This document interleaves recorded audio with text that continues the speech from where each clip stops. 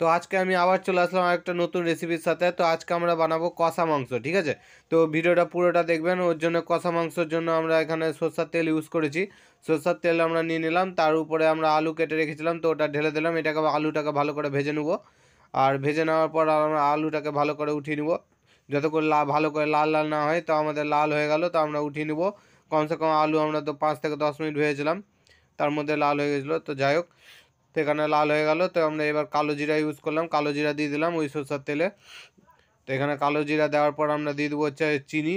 তো চিনি দেওয়ার পর আমরা দিয়ে দেবো হচ্ছে তেজপাতা। তো এখানে আমরা তেজপাতা দিয়ে দিলাম। তেজপাতা দেওয়ার পর আমরা এখানে দিব শুকনো লঙ্কা, লবঙ্গ, এলাইচি আর দারচিনি। এই কটা জিনিস আমরা দিয়ে দেবো, দিয়ে এখানে ভালো করে মাখিয়ে নেবো, ঠিক আছে। মাখিয়ে নেওয়ার পর আমরা পেঁয়াজকে কুচি কুচি করে রেখেছিলাম। তো ওই পেঁয়াজটা আমরা ভালো করে এখানে লাল লাল, কালো কালো, পিলা পিলা, হারা হারা যখন হয়ে যাবে এরকম ভেজে নেবো। আমরা এখানে দেখতে পাচ্ছ, তো সরষের তেলও আমরা একটু দিয়ে দিলাম যেন কালারটা তাড়াতাড়ি হয়, ভাজাটা তাড়াতাড়ি হয়। এখানে দেখতে পাচ্ছ একবার পুরো কালো কালো হয়ে গেছে। কালে কালে চশমে মে গোড়া গোড়া চশমা, হ্যাঁ যাই হোক। তো এখানে পুরো মাংস আমরা দিয়ে দিলাম। এখানে যতটি আমরা মাংস ধুয়ে রেখেছিলাম, আর মাংসটা গরম জলে ধুলে খুব ভালো হয়, পরিষ্কার হয়। যাই হোক, তো এখানে আমরা মাংসটাকে দিয়ে দিলাম, দিয়ে আমরা ভালো করে এটাকে মাখিয়ে নেবো, ঠিক আছে। তো আমরা এটাকে মাখিয়ে নিলাম। এবার দিব আমরা লবণ। এখানে আমরা একটু বেশি লবণ খাই, ওই জন্য আমরা ডবল লবণ দিচ্ছি, ঠিক আছে।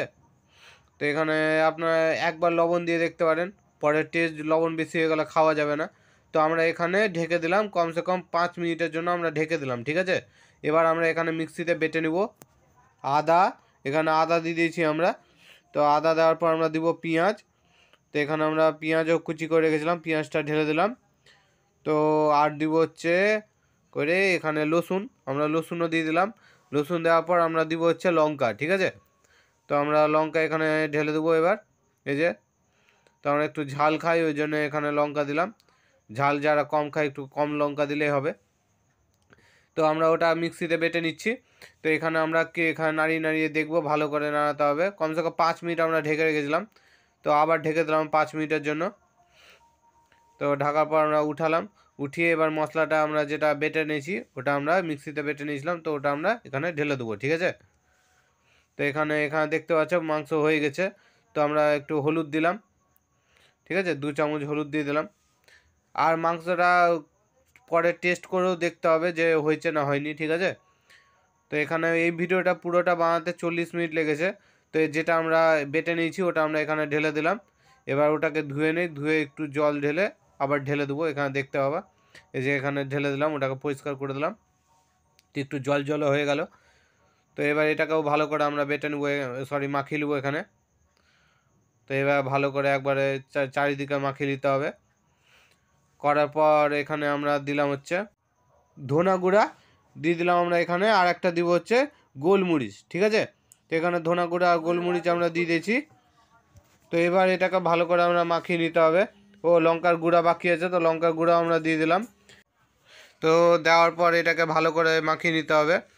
তো আমরা এটাকে ভালো করে মাখিয়ে নিচ্ছি, ঠিক আছে। তো এবার আমরা আলু যেটা ভেজে রেখেছিলাম, তো ওই আলুটা দিয়ে দিলাম। তো আলুটাকে সিদ্ধ হওয়ার জন্য আমাদেরকে ঢেকে দিতে হবে। তো আমরা এখানে ঢেকে দেবো। এটা কমসে কম 10 থেকে 15 মিনিট মতো ঢেকে রাখতে হবে, তাহলে আলুগুলো ভালো করে সিদ্ধ হয়ে যাবে। তো আমরা টমেটো কেটে রেখেছিলাম, ওটাও দিয়ে দিলাম। আমরা কিন্তু অনেকক্ষণ ধরে মিডিলে 2 থেকে 3 মিনিট ধরে আমরা এটাকে ভালো করে মাখছি, তারপর কোনো জিনিস দিচ্ছি, ঠিক আছে। তো এখানে 2 থেকে 3 মিনিট আবার ঘাটলাম, ঘাটার পর আমরা জল দিলাম, একটু জল, ঠিক আছে, যেন ভিতরে ভালো করে সিদ্ধ হয়ে যায়, নাহলে ঠিক মতো সিদ্ধ হবে না। তো আবার ঢেকে দিলাম কমসে কম 5 থেকে 6 মিনিটের জন্য। একটু বেশি ঢাকলে ভালো হয়, মানে 10 মিনিট। তো ঢাকার পর আমাদেরকে এখানে মাংস টেস্ট করে দেখতে হবে যে ঠিক মতো হয়েছে না হয়নি, ঠিক আছে। তো আমরা এখানে দিয়ে দিলাম গরম মশলা, ঠিক আছে, আমরা লাস্টে গরম মশলা দিয়ে দিলাম। এখনই কড়াই উল্টাতে উল্টাতে বাঁচলো, যাই হোক।